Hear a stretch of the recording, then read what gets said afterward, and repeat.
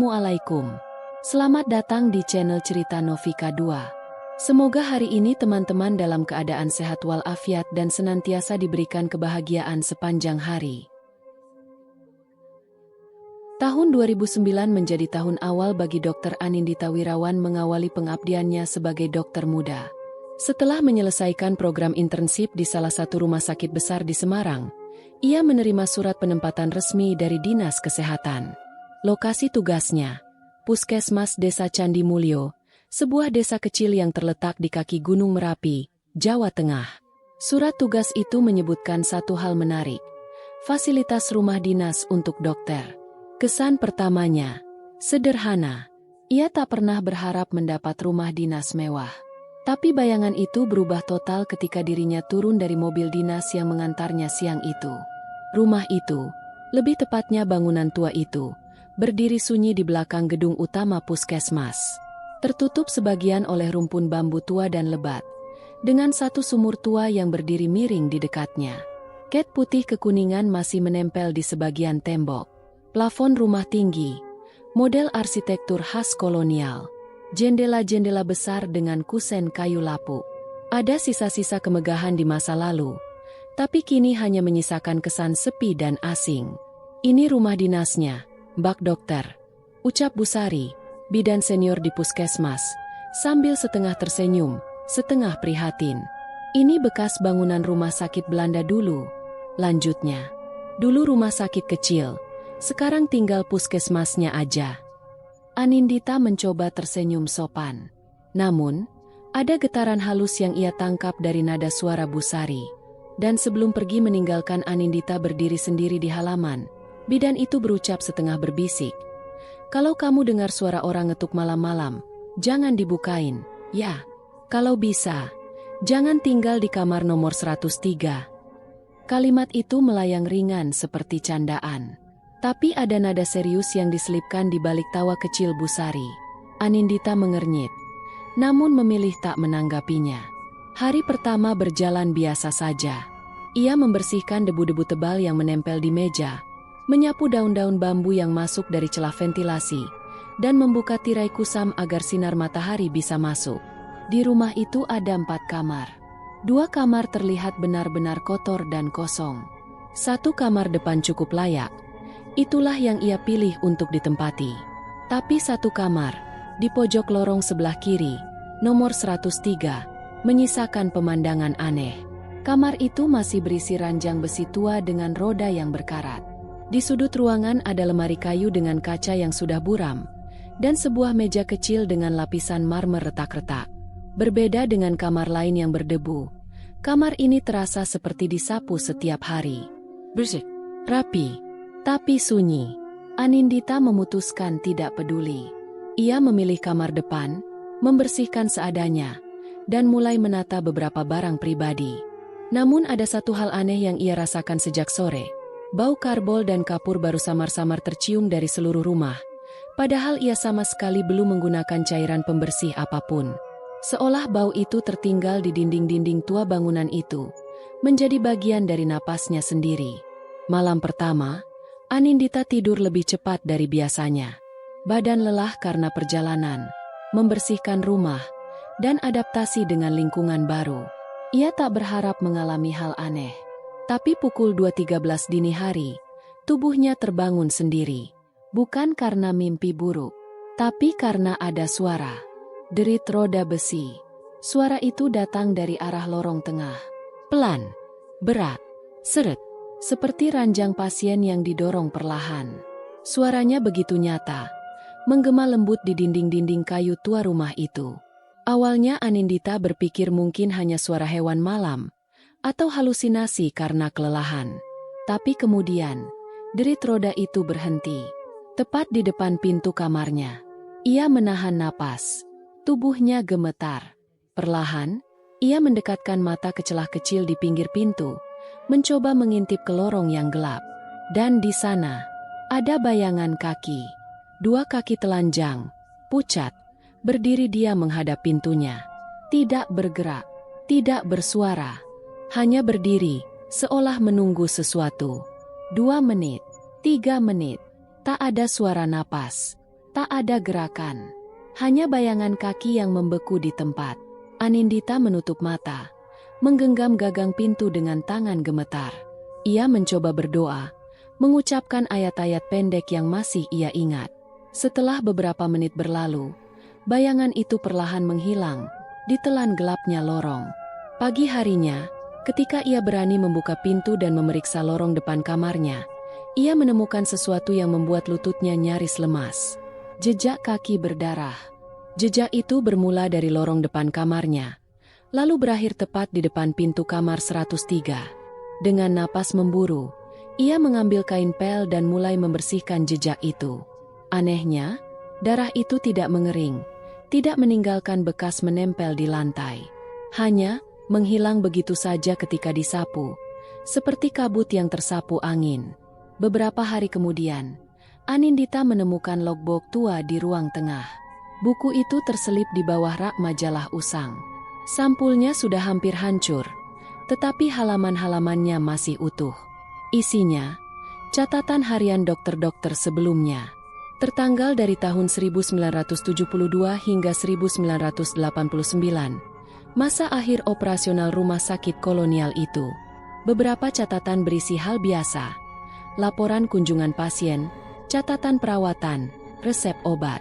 Tapi di halaman terakhir, tulisan tangannya berubah kasar, tergores dengan tekanan berlebihan. Pasien 103, laki-laki, sekitar 30 tahun.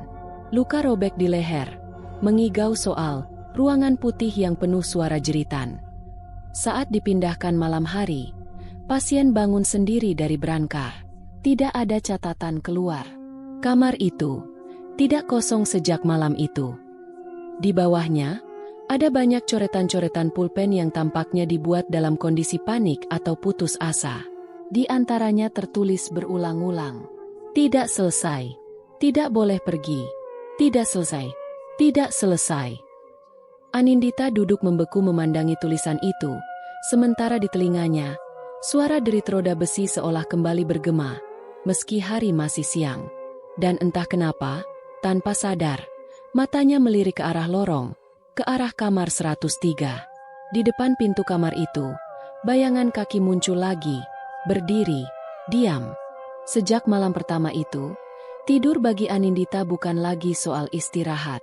Setiap kali ia memejamkan mata, yang datang bukanlah mimpi tentang keluarga, bukan tentang tempat kerja, bukan tentang hal-hal biasa, melainkan lorong gelap, suara roda besi berderit, dan bisikan samar yang terdengar seperti berasal dari bawah tanah. Suasana rumah itu perlahan berubah, terasa bukan lagi seperti tempat tinggal, melainkan seperti ruang tunggu. Tapi bukan ruang tunggu pasien biasa. Ini seperti ruang tunggu bagi mereka yang belum selesai. Dan satu hal yang selalu berulang. Ketukan. Selalu pukul 2.13 dini hari. Selalu 3 ketukan. Pelan, tapi jelas. Kadang disertai suara batuk berat di kejauhan, seperti seseorang yang paru-parunya penuh cairan.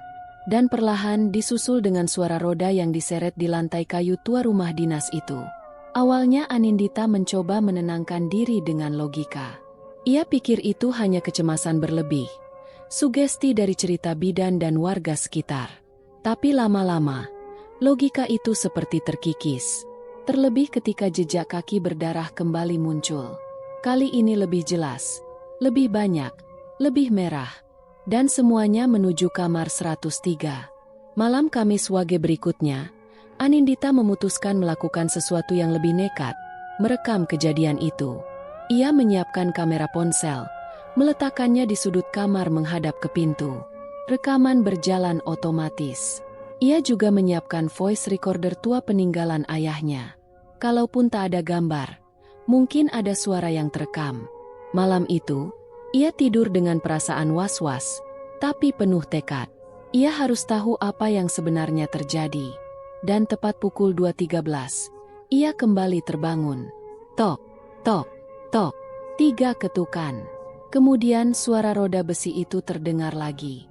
Lebih jelas, lebih dekat. Dan lalu, suara napas berat, sangat berat. Seperti seseorang dengan dada penuh luka sedang berusaha bernapas dengan paksa. Dan di tengah hening malam itu, Terdengar suara berat bergetar, pelan tapi jelas. Dokter, pasien saya belum selesai. Anindita menahan napas. Tubuhnya gemetar hebat. Bibirnya bergetar. Ingin berteriak tapi tidak bisa. Ia hanya bisa menutup mulut. Gemetar sendirian di dalam kamar itu. Ketika pagi datang, matahari menyelinap pelan lewat celah ventilasi. Ia segera memeriksa hasil rekaman ponselnya. Dan hasilnya membuat darahnya membeku. Gambar video gelap total.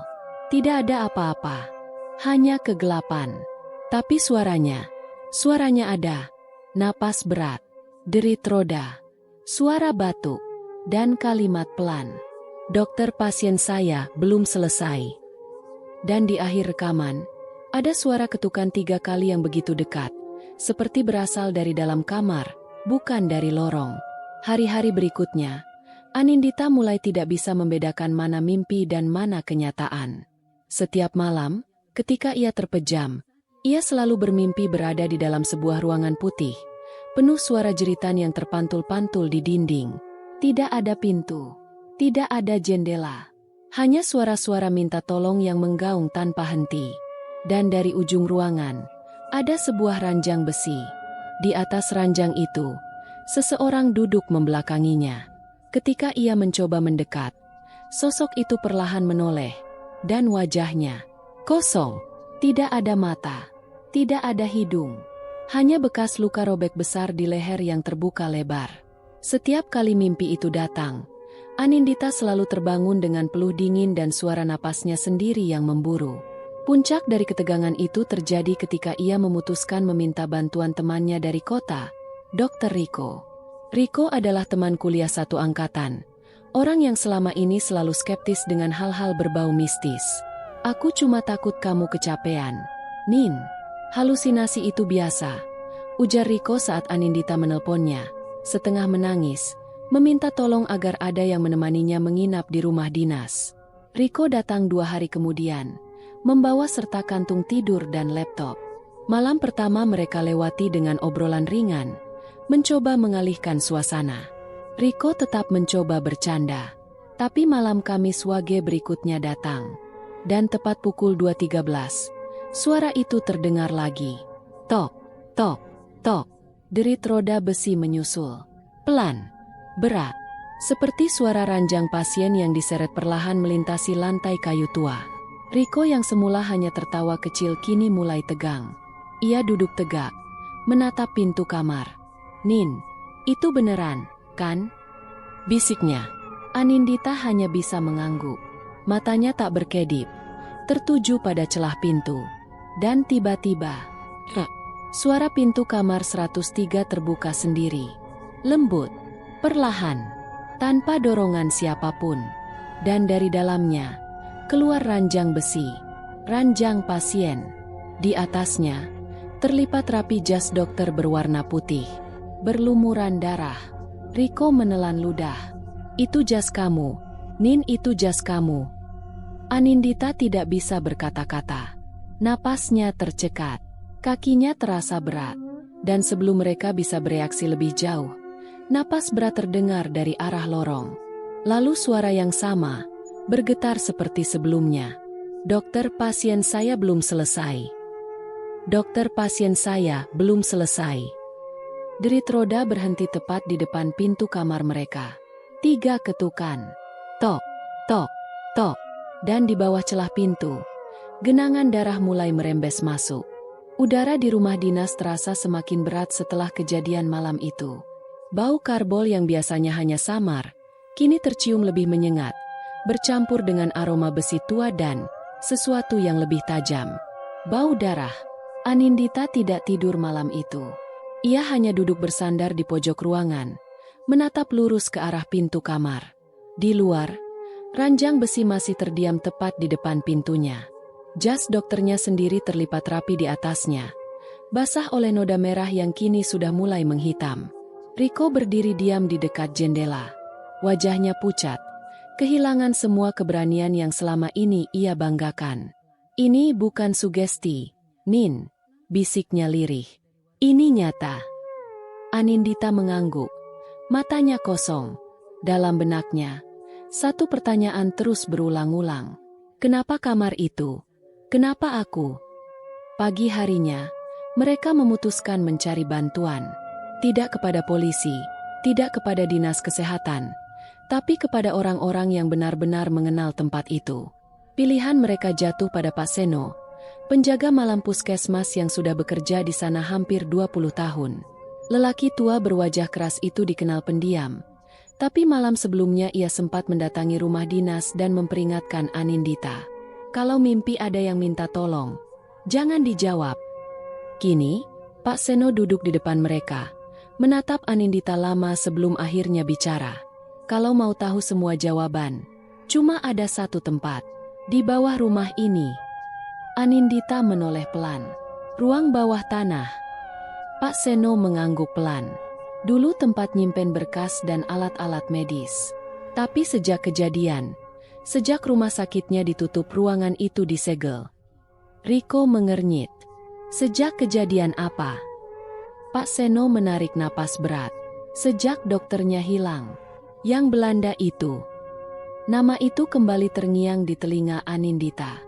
Van Tegens. Nama yang tertulis samar di buku log tua. Bisa kita buka? Tanya Anindita pelan. Pak Seno terdiam sejenak. Lalu berdiri. Saya ambil kunci tua sama alat potong rantai. Kalau mau tahu, kita bongkar sekarang.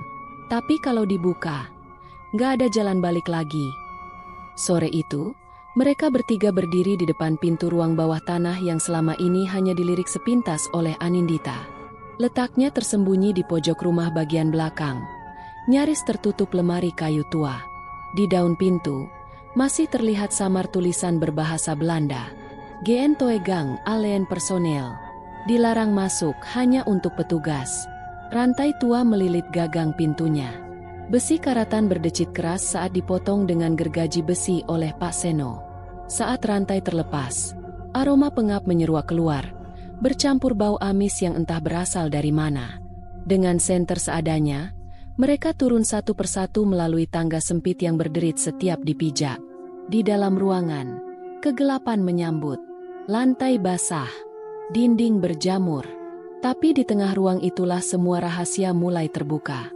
Hal pertama yang mereka lihat adalah brankar tua berkarat. Rangkanya bengkok, rodanya patah. Bekas bercat coklat tua menodai lapisan kulit sintetis yang sudah terkelupas. Bau besi berkarat begitu kuat menusuk hidung. Di sebelah brankar itu, berdiri lemari kaca besar, penuh dengan berkas pasien kuno. Map-map lusuh, sebagian sudah berlumut, beberapa lainnya sobek, tetapi tulisan-tulisan Belanda dan ejaan lama Indonesia masih bisa terbaca. Riko membuka salah satu map dengan hati-hati. Di dalamnya, pasien 103, tidak diketahui identitasnya. Luka robek melintang di bagian leher. Tidak tercatat di log masuk resmi. Ditangani khusus oleh Dr. Johannes van Tegens. Status: tidak keluar, tidak selesai. Anindita menelan ludah. Jantungnya berdebar keras. Di sudut ruang bawah tanah itu, sesuatu menarik perhatian mereka. Sebuah lukisan tua. Lukisan itu dibingkai kayu gelap. Catnya sudah terkelupas sebagian. Gambarnya menampilkan seorang pria Eropa berjas putih, berdiri kaku di samping meja kayu dengan setumpuk buku dan stetoskop. Wajahnya tajam, berkacamata bulat, dengan ekspresi datar penuh wibawa. Di bagian bawah lukisan tertulis, Dr. Johannes van Tegens, Hoofdarts, dokter kepala. Tapi bukan lukisan itu yang membuat mereka merinding, melainkan tulisan tangan di bagian belakang kanvas, dengan tinta merah yang nyaris pudar. Hij is nog steeds op zoek naar zijn vervanger. Dia masih mencari penggantinya. Anindita merasa tengkuknya dingin. Penggantinya. Riko melangkah mundur. Ini, gila. Pak Seno hanya berdiri diam. Matanya kosong. Van Tegens nggak pernah keluar dari sini. Ada yang bilang, dia buka pintu buat sesuatu, dan nggak bisa nutupnya lagi. Dan perlahan, mereka mulai menyadari satu hal. Pasien 103 bukan korban. Bukan orang sakit. Bukan manusia. Dia adalah penunggu. Pintu itu sendiri, dan Van Tegens telah membukanya. Tapi dia belum pernah menutupnya. Malam itu, Anindita duduk sendiri di kamar. Riko memilih tidur di ruang depan bersama Pak Seno. Tidak ada yang bicara. Tidak ada yang berani mengusulkan untuk kabur. Mereka tahu, ini bukan tentang tempatnya. Ini tentang siapa yang dipilih oleh sesuatu di kamar itu. Dan tepat pukul 2.13, seperti biasa, suara itu datang lagi. Tok, tok, tok. Derit roda besi, napas berat, dan suara yang kini terdengar lebih jelas, lebih dekat, lebih mengancam. Dokter, pasien saya belum selesai. Anindita menutup mata, menggenggam jemarinya erat-erat. Tapi kali ini, bukan rasa takut yang mendominasi. Yang ada hanya satu kalimat berulang di pikirannya. Dia masih mencari penggantinya. Dan perlahan, Anindita sadar. Dialah penggantinya. Hujan turun pelan malam itu. Rintiknya membasahi kaca jendela rumah dinas, menciptakan suara lirih yang menyatu dengan aroma tanah basah.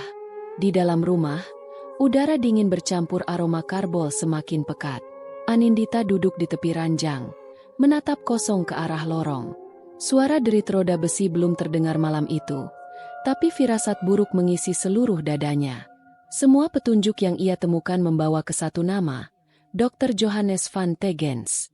Sosok dokter kepala rumah sakit kolonial ini bukan hanya seorang medis, tapi menyimpan rahasia yang jauh lebih gelap. Dan malam itu, Pak Seno datang membawa sebuah kotak kayu tua berdebu. Di dalamnya, ada tumpukan surat-surat lama. Ini surat-surat milik Van Tegens, ujar Pak Seno lirih. Saya nemuinya dulu waktu bersih-bersih sebelum ruangan bawah tanah dikunci. Gak pernah saya buka. Takut. Tapi kayaknya, sekarang kamu harus baca. Anindita membuka salah satu amplop yang masih utuh. Di dalamnya, surat bertuliskan ejaan lama Belanda dengan tulisan tangan rapi. Dengan gemetar, ia mulai membaca keras-keras, dibantu terjemahan seadanya oleh Riko yang pernah belajar bahasa Belanda dasar. 14 Oktober 1981. Saya menyadari kesalahan besar. Lelaki itu bukan manusia. Luka di lehernya bukan luka biasa. Itu tanda. Tanda bahwa ia bukan datang untuk diobati, melainkan mencari wadah. Saya takut saya sudah membuka sesuatu yang tidak bisa saya tutup kembali. Bila suatu hari ada dokter baru yang tinggal di rumah dinas ini, ingatkan dia. Jangan pernah membuka kamar 103 pada malam hari. Anindita menelan ludah. Tangannya bergetar. Kalimat berikutnya lebih membuat bulu kuduknya meremang. Dia bukan pasien. Dia pintu yang terbuka. Kilas balik 28 tahun lalu. Tahun 1981. Malam itu hujan deras mengguyur desa Candi Mulyo. Rumah sakit kolonial tua yang masih beroperasi dengan dokter-dokter keturunan Eropa dan pribumi menerima satu kasus aneh. Seorang lelaki tanpa identitas ditemukan oleh warga di depan gerbang rumah sakit. Tubuhnya penuh luka lebam, dan yang paling parah, robekan besar melintang di lehernya. Tapi anehnya, ia masih hidup. Matanya terbuka, menatap kosong, dan ia berbicara dengan bahasa yang tidak dikenali siapapun. Bukan Belanda. Bukan Jawa, bukan Indonesia. Ia hanya berulang-ulang berbisik. Dedur, dedur. Pintu, pintu. Perawat malam yang bertugas melaporkan kejadian itu kepada dokter kepala, Van Tegens. Tanpa berpikir panjang, pasien itu ditempatkan di kamar isolasi rumah sakit, kamar 103. Namun sejak malam itu, mulai muncul keanehan-keanehan. Setiap malam terdengar suara jeritan samar dari kamar tersebut, padahal pasiennya hanya duduk diam. Luka di lehernya tidak pernah sembuh, tapi anehnya tidak mengeluarkan darah. Yang paling mengerikan adalah tatapan matanya. Kosong, tidak pernah berkedip. Perawat yang mencoba mendekatinya untuk membersihkan luka bersaksi dengan gemetar. Dia bukan minta tolong. Dia kayak ngajak bicara. Tapi bukan bahasa kita. Kayak ada suara lain bicara lewat tubuhnya. Dan suatu malam, salah satu perawat laki-laki yang mencoba menanyai pasien itu dengan keras, bertanya dengan nada marah. Siapa kamu? Siapa nama kamu? Lelaki itu menatapnya lurus dan menjawab pelan, dengan suara yang berat dan serak. "Saya bukan pasien. Saya pintu yang terbuka." Keesokan harinya, perawat itu ditemukan pingsan di ruang bawah tanah, memeluk jas dokter yang bukan miliknya. Dan sejak malam itu, tidak ada satupun staf berani mendekati kamar 103.